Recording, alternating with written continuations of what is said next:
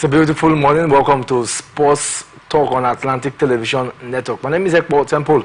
On the show today, Sports Ministry signed partnership to document Olympic history. Oyo State set to host the World Schools Sports, and in football, reaction continues to preparation of Nigerian teams at the continent. Details of this and many more will be yours in our jiffy. From the line across the ocean to the land beyond the mountains, through the Sahara, we bring all sport news, live analysis, expert discussions on trending stories in politics, business, socio-economy, sports, and documentaries.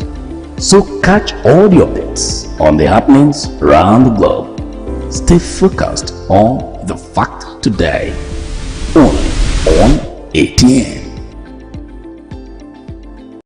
From the line across the ocean to the land beyond the mountains, through the Sahara, we bring all sport news, live analysis, expert discussions on trending stories in politics, business, socio-economy, sports, and documentaries. So catch all the updates on the happenings around the globe. Stay focused on the fact today, only on ATN.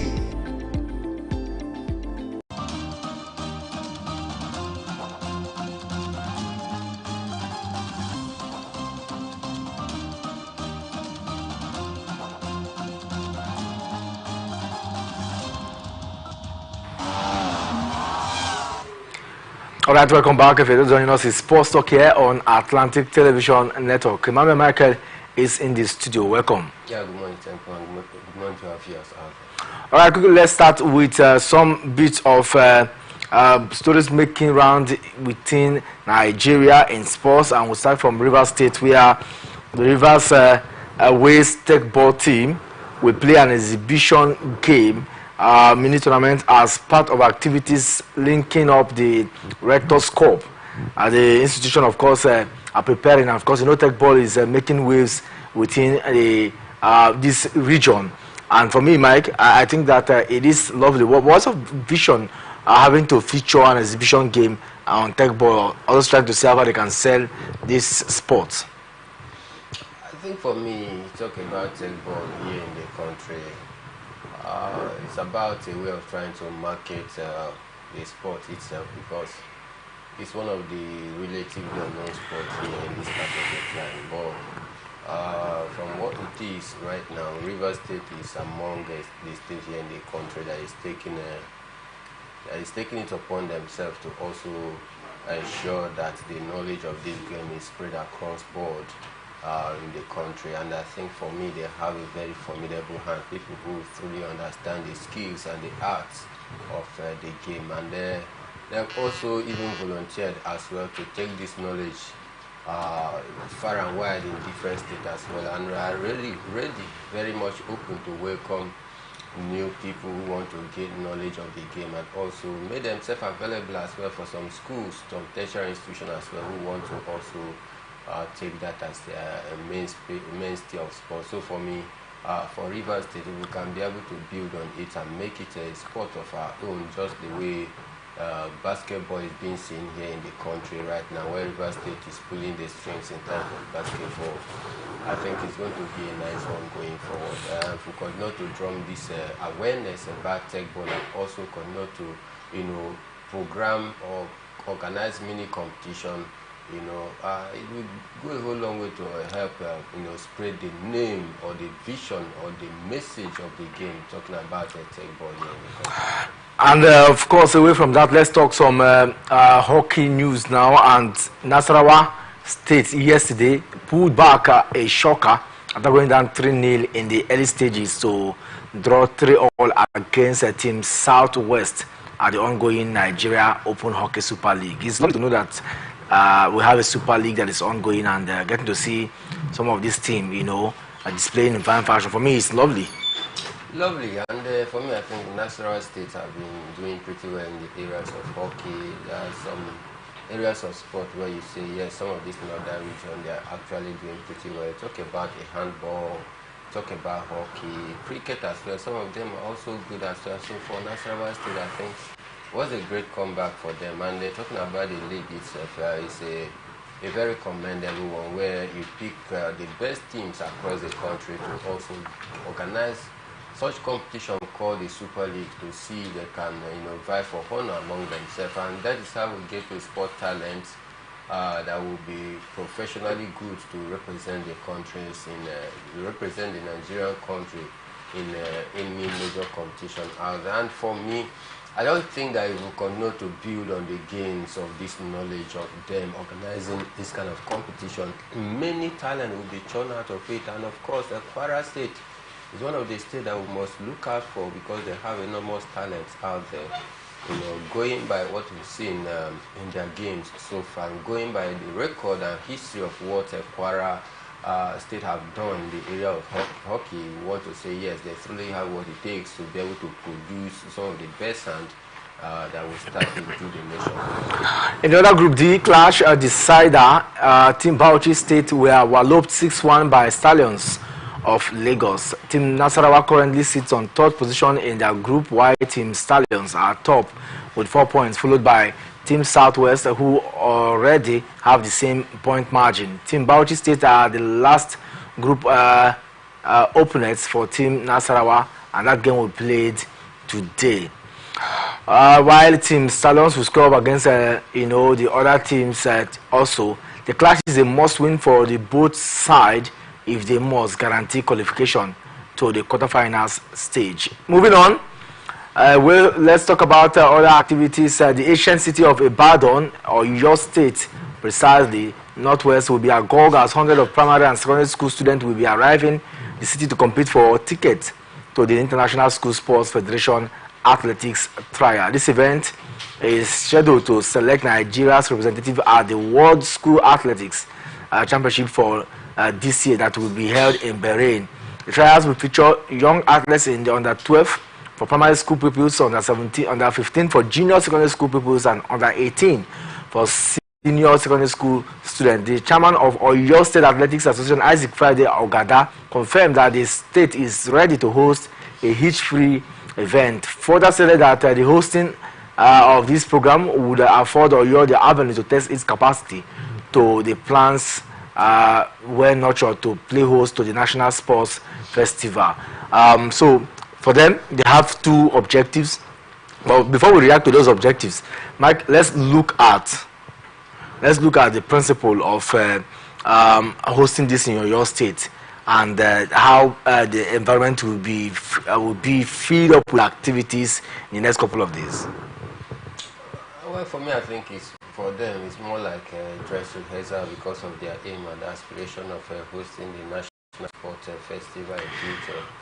I think they want to use this program to also see what they can be able to do. They can be able to stand the heat of hosting the National Sports Festival. But then, before you bid for the hosting right of the National Sports Festival, you must have been able to brace yourself with the rudiments of the game to see if you can be able to bring your high level of organization into the game out there, because accommodating different athletes or different sportsmen and women across different states, across different regions, to aggregate in a certain state for any sporting festival, it's always a very difficult and very onerous task to carry out. I think for me that is the reason they just want to use this one as a makeshift, trying to see if they can be able to also attain that high level of organization and management and managerial strength as well. But then I think a lot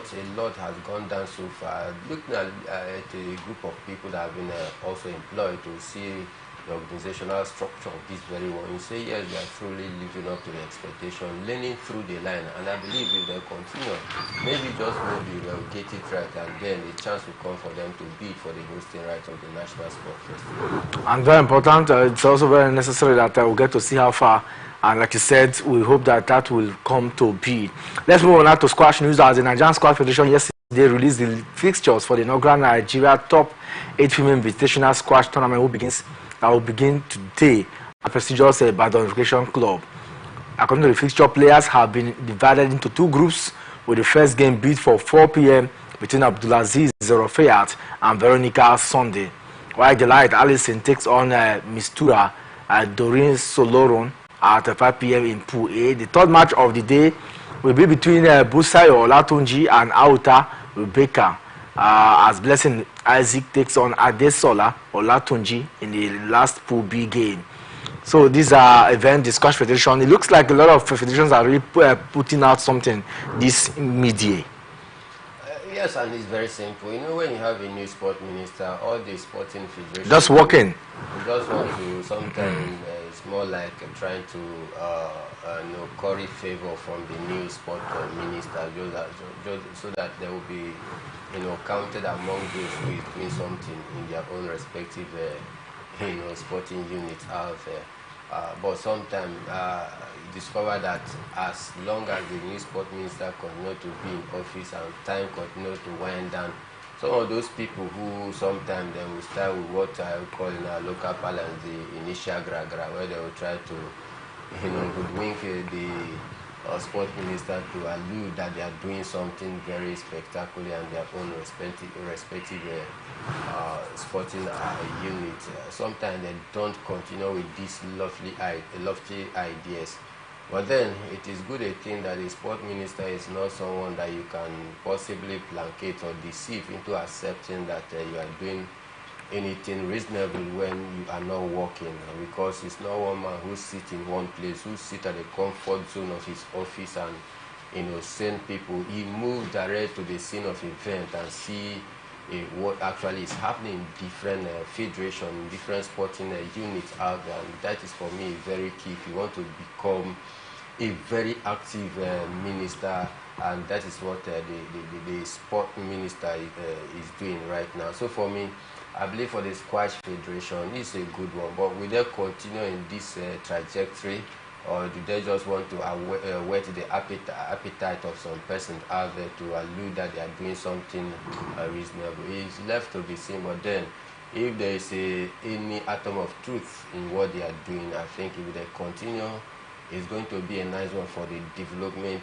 of the game itself, talking about squash, which for me is not one of the popular sports, but then if you have people who truly understand the intrigues of what squash represents and the game itself, I think they will take it more serious, thereby spreading the message, improving the level of you know, the game here in the country. And of course, we'll get to see Hada and Panza, but like you said, apart from that, apart from the fact that some of them are also putting up something which is very lovely, allocations budgetary wise has been given to them or have been allocated. So it makes no sense that you are going to receive funds and you don't want to do something. I'm sure in their meeting, in their federation meeting or sports federation meetings with the president, the minister, the man would have been very explicit. If you receive our funds for your sports unit and nothing should show for it for this year, I'm sure that we will cease to give you, because there are some federations who have not been funded to. I'll make one example, which is, of course, is the ice hockey. What is it, the one we talked about some time ago? Coiling. There are federations like that. Not all, apart from for coiling, there are other federations who are not also sponsored, who are not part of the ministry's policy guidelines in terms of their new sports. So, if an opportunity comes and you're not doing well, I'm sure the minister would have told them, we will not tolerate henceforth. So, maybe we're even going to see more federations. We have about 30 plus, you know, sporting federations in Nigeria, and that could also be one of the reasons, Mike. Well, just maybe, because you know, having about 32 to 33 sporting federations across the country, and whenever the federal government, through the Ministry of Sport, you know, send forth allocations of funds to these different sporting, you know, federation here in the country, most of the relatively unknown sport, I think sometimes they just you know, use that as maybe more like a conduit pipe to which they siphon some of the money sent to the federation. You just see them, you know, taking a paltry sum out of the huge chunk that was given to them, organize one or two things, call the media, make media publicity about it, and people will think that they are doing something reasonable or tangible, but at the end of it all, you don't get to see the continuation of such an event.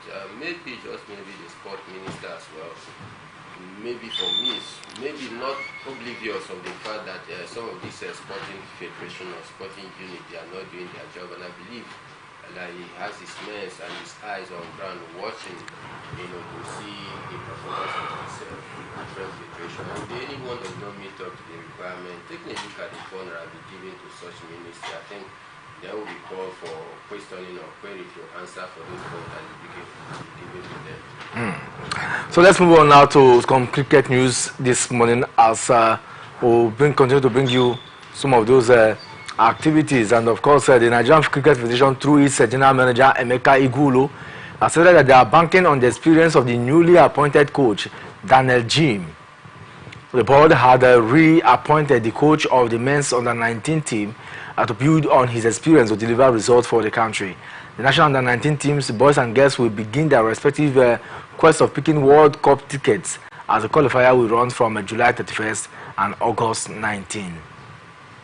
Mike, getting a new coach, to boosting the activity. I think we have Steve Piccolo. One of the coaches at the senior level. I'm getting to see them having another nice coach, according to the voice of Igulo, Dana Jim. Just maybe it's good because you need the best of the best to get the best from the athletes who are participating in cricket. Yes, for me, I think for Daniel Jim, he's one experienced coach who has worked with some of these teams. He has a deep knowledge of the game, and that is one of the reasons why he was drafted into the underage teams as well, to continue to guide them through. And I believe he has what it takes to also continue to nurture these underage players so that they pass through the rank and possibly groom them for the real task ahead, which is making their senior debut in the senior category of football, starting from under 12 down to under 18 to under 19. I think for me it's the right way to go. And you need to have somebody who is grounded with the knowledge of the game to take some of these underage players through the basics of the game, and by so doing, that is how we continue to grow. So going forward, I think for Daniel Jim, I believe he has what it takes to continue to nurture this young lad, and continue preparing them, to become one of the best that will be representing the country in future.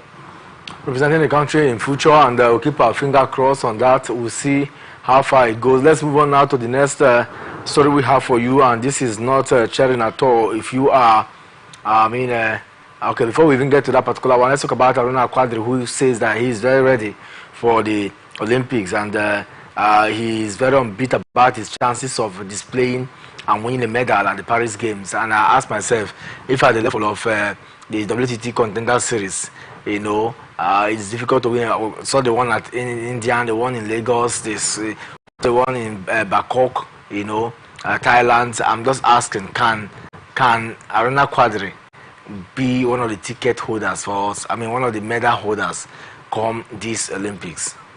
Well, maybe, just maybe. You can't rule him out of it right now, because the Olympic is the biggest sporting event across the globe, where sportsmen and women often want to go out and make a statement of intent. And take a look at the form of Aruna Quadri. I think he's in a good form heading to this Paralympic game. He just going through history, has attended the Olympic about 4 good times without any tangible success. I believe this time around he wants to, surpass his previous outing, and that is why he's also, dreaming big of making a big statement, not just going for this year's Paralympic game, but to go out and surpass his previous, outing, which for me I think is very key. So it's very possible. Who says that he's not one of our medal hopeful? Because taking a look at what he's done, I think he's not just. I think he is one of the best, and the best, in fact, as he has to do with Africa. The next name that will come to your mind is maybe an Egypt Umar Asa. That's all for me. Let's go to a short break now. When we come back, we will bring you more electrifying sports stories this morning on Sports Talk.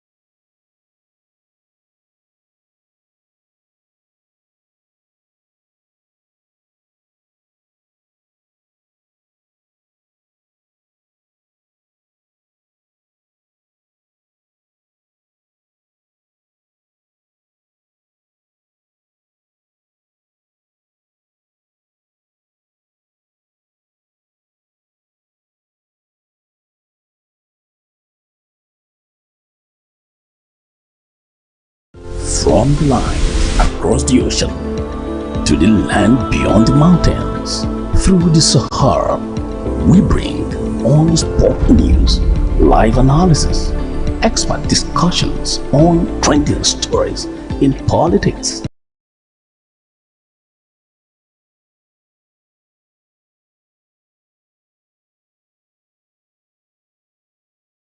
business, socio-economy, sports, and documentaries. So catch all the updates on the happenings around the globe.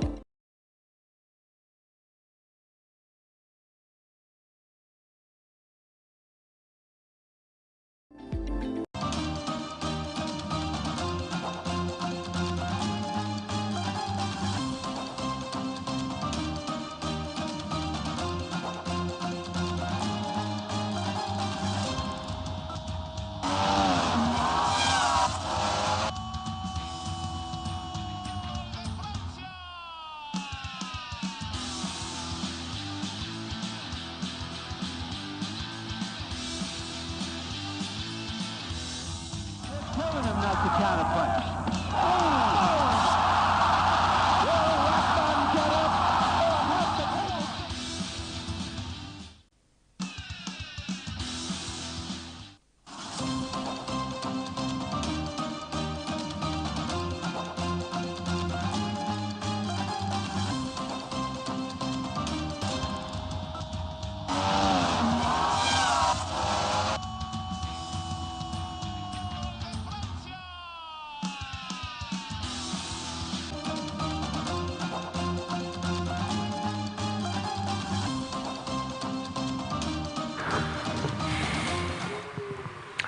All right, welcome back from that short break. If you're just joining us, it's Sports Talk here on Atlantic Television Network. I still have Mike in the studios, and of course, we're taking you through the happenings. We talked about a whole lot, other sports and other sporting federations in Nigeria preparing for the big news. And of course, let's talk about the Olympics now. And we did talk about table tennis, Mike, and you are saying that Aruna Quadri is very prepared for this particular one.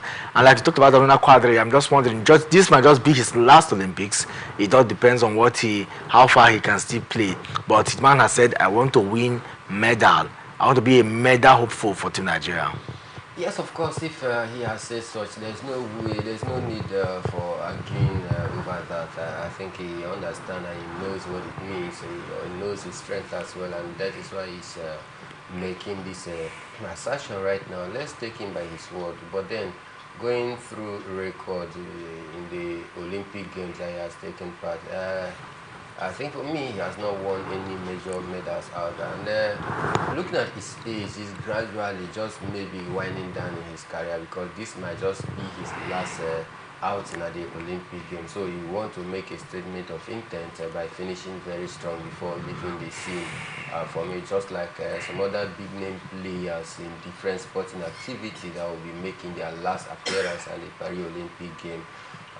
Players like Andy Murray, players like Mata, just name them. So these are some of the big name players in the other different sporting activity that want to live on a very high note, and they are also hopeful for medals as well. So for Aruna Quadri, who might be playing his last Olympic Games out there, he just want to make a very strong finish for me. So ranked world number 14 right now. He's very highly ranked, and that is why he's not going to be in the preliminary stage because of his ranking, and maybe kickstart his hope and aspiration of winning any laurels out there in the second round of the game out there, and that gives him a leverage over other players that he just come in that he's not aware of. So for me, let's take him by his word. If he says that he's very hopeful of winning medals, of course he has what it takes, because he's best in Africa as it stands. But then Africa is quite different from competing in the global stage. We have some of the greatest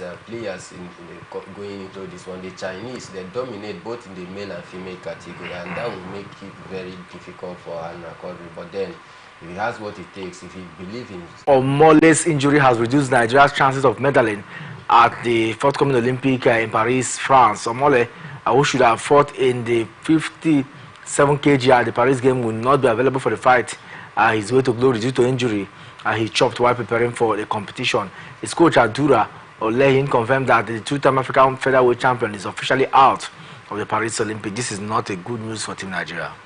Not a very good news for Team Nigeria, especially in the boxing angle. You know, we have just few boxers, about two, that is representing the country in this year's Olympic game. And out of that, one is pulling out because of injury. Then you can imagine our chances of winning any major laurels at the Olympic game in the area of boxing. I think our chances is even more thin and slimmer than when we first hoped for. Having seen him pull out because of injury, I think it's not an encouraging one for me, because I would have loved to see him in the Paris, to see what he can be able to do, to see if he can be able to take his form in the featherweight down to the Olympic. But then quite unfortunate that injury will not allow him to showcase his strength and skills. Are the disappointing one, not just for him but for Team Nigeria. The boxer has been replaced by Ethiopian boxer Lethal Fekre Marian Yedasa, at the same opponent he defeated in the finals of the African Boxing Olympic Qualification Tournament in Dakar, Senegal last year. And this is very sad. Now, I ask this very simple question: how do we prepare for tournaments that will ensure? You know, last week we talked about why players. I don't know if it was Super Falcons or something. Super Falcons were talking about Super Falcons when he said that competition is different from main game, because during pre-season or pre-tournament you play very carefully. I'm just thinking, how do boxers, how do other athletes prepare? Because I mean, you also need to show that you're very strong, or your coach needs to believe in you via training that you can do it, bask on the euphoria and confidence. I'm just wondering how, what sort of injury that would have kept him out from the Olympics, and the measures that other coaches should not take to ensure that their athletes get at least to a competition, and not what is happening to us via this boxer.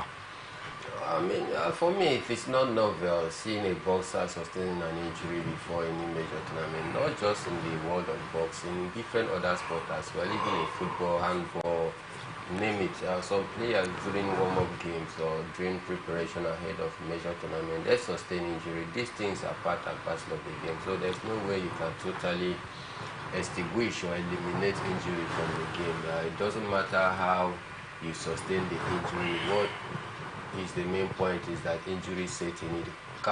Stories here this morning on Sports Talk, and of course there is the pre-Olympic stories making rounds as we prepare, and the Sports Minister, Senator John Owuan-Enoh, has come out to say that there will be plans to partner to see how far they can have a film documented for the 1996 Olympics. I mean, that would be a very nice one. If they can film it, premiere it, it will serve as lasting memories, more like storytelling for those for our young generations to come. Yes, I think for me it's more like likes of Brazil. You saw Bebeto crying. I can't actually forget that memory in a while. So for me, I think it's what they, that they are able to articulate or properly make a documentary of this massive feat that we achieved with the Dream Team in Atlanta '96, so that at least it will serve as a source of inspiration to the younger generation coming up as sportsmen and women, to also see what hope, what belief, what confidence, the level of patriotism, that the Atlanta '96 Olympic team were able to put in, that gave us the face and gave us the lift as at that year. So for me, I think it is a nice idea for camp.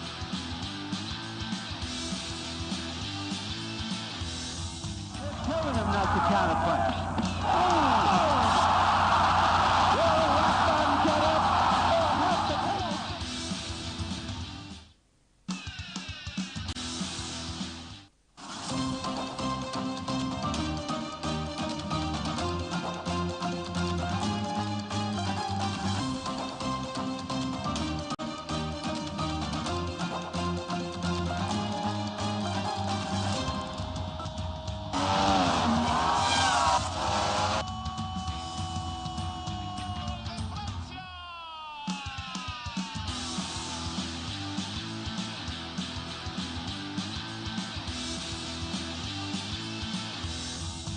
Telling him not to counterpunch.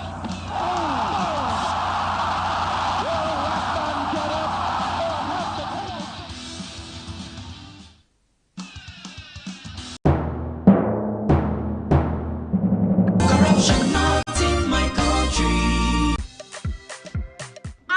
Driver, why you just jack us up and down like this now? I hope I carry belly. Why you ask, oh? Because this road where they see, so you don't get to self delivery. We just vote for government, but we not get good governance. At all. Road so no day. Light usa.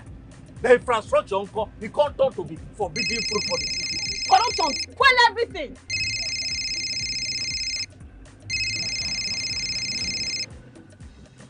Hello? Hello, madam. Good afternoon. Good afternoon. My name is Mrs. Ayeni. I am calling from the Ministry of Humanitarian Affairs. Okay, I've been expecting your call. Madam, remove this your phone from loudspeaker. Now my phone be like that. Hello? Are you there? I'm hearing you. Yes. We saw a copy of your invoice for computers, printers, and laptops. Yes. Are you working on them now? Ma, the prices you quoted are way too high now. Madam, sorry, please don't call. We found the laptop you said is 1.8 million naira for 600,000 naira. Hello? Now my body network there. I can't hear you. Network is bad. Madam, we can hear you. Continue. Hello, I can't hear you. I will call you back. Their behavior not good now. Madam, now this kind behavior they kill our country. You suppose do things differently, make Nigeria for better. Corruption not in my country. This message is brought to you by the Akinfade Foundation, the Marketer Foundation, and with broadcast support from Atlantic Television Network. Lad, boy, they won't booga me small. They say, man, give them bribe. I say nothing. Okay, now, we'll go block later. You remember that contract we will do that time now? They don't pay. But first, you see the house rent with the old things. We go first call caretaker, take the money, slap him. Beg, see, you know, say I get annual levy why they pay for club. Where me and boys they shark beer in our house, I supposed to pay that one. You remember say me and tell you I go buy you motor. I go buy now. Okay, they pay you money now. We don't they beg caretaker? Why would they beg landlord, old man, and they agree give us time? Money can't come now. You won't divert time. You said na corruption. Corruption, not in my house and not in my country. Sure. Corruption not in my country. This message is brought to you by the Akinfade Foundation, the Marketer Foundation, and with broadcast support from Atlantic Television Network.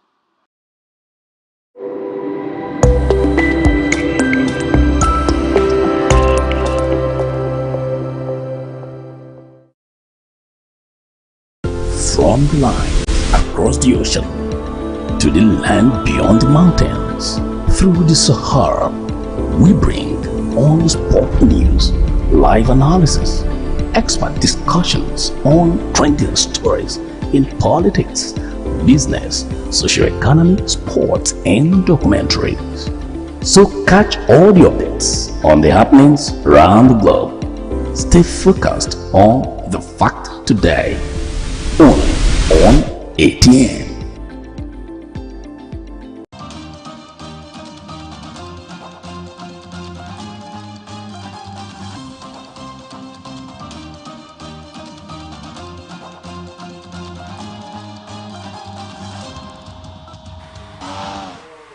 All right, welcome back from that break. For those joining us, it's still Sports Talk here, and it's time to talk football. Let's start from the Nigeria Premier Football League, where Bayelsa United, ahead of the new season, have resumed training at the Samson Siasia Stadium in Yenagua. The players resumed yesterday, and they were under the tutelage of the technical crew after observing a few weeks of holiday. According to the update from the team's camp, they will observe a few days of training in Yenagua, Bayelsa State, and the team went back on a pre-season campaign in Omoko, River State, for intensive closed-door training before the kickoff of the season. A good one for Bayelsa United. Quickly look at how they struggled last season. They went at the best of their game last season, and they expect them to start preparation early for the upcoming season, and that is why they are leaving no stone unturned to ensure that they have a proper pre-season and proper preparation before the kickoff of the season. They're actually making some changes in their technical areas as well in order to also give them that needed edge in the upcoming season. And take a look at how they finished the last season. It wasn't a very comfortable one for them, for a team such as Bayelsa United. I think they escaped the last day. Yes. Team like Bayelsa United, Sporting Lagos, Heartland, these are teams that all strong. Lakwa United, in fact, it took them the last day of the league before they were able to be certain that we're going to stay afloat in Nigerian Premier Football League. So I believe that has taught them a very big lesson. That is why they don't want to take the chances again.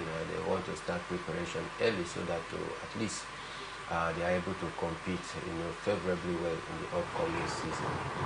Favorably well in the upcoming season, and I can tell you that a lot of preparations towards the new season. Bayelsa United isn't the only team that are preparing for this particular one. It looks like we have other team, Mike, that are also preparing. Aqua United have also announced their resumption date. But one thing I love about the Bayelsa United is that they give the players some time. I just hope that those players will not, really enjoy their stay. Some players, having to rest, prepare, and come back. For them, it is good. And also moving out of it. We are a total of 30 women coaches have concluded the first of a 3-module CAF C license program in the FCT, and are expected to commence 2 weeks internship with different teams in few days. The NFF technical director, that's Coach Austin Eguavon, said that the first model has shown that women coaches are actually desirous of learning. So if we have women coaches who are willing to go into the sports, I won't be surprised in the next few years we're going to see women coaches all taking over the affairs of the NWFL. Yes, for me, these things it's not rocket science. It's not more like a new thing. It's not a new thing. A lot of money is being sent into that area by FIFA itself, who is the real agency. That's correct. A whole lot of dollars is being sent for different federating units across the globe. So long as you are a member of FIFA, a heavy amount of dollars comes to you every year. Yeah, for women development. Women's sports development, and that includes the coaching aspect of it. So for me, it's not more like a novelty kind of thing where we say, yes, we are introducing a new thing. It is not new. But just because the money channeled into women football development by FIFA is not being properly utilized. So sometimes when they take a little out of this huge amount of money, and organize one or two things, I will begin to praise them. We see it as though they are doing a whole lot of things. But no, compare that to the amount of money that they receive from the main agency talking about FIFA. Even a heavy amount as well is sent by FIFA to different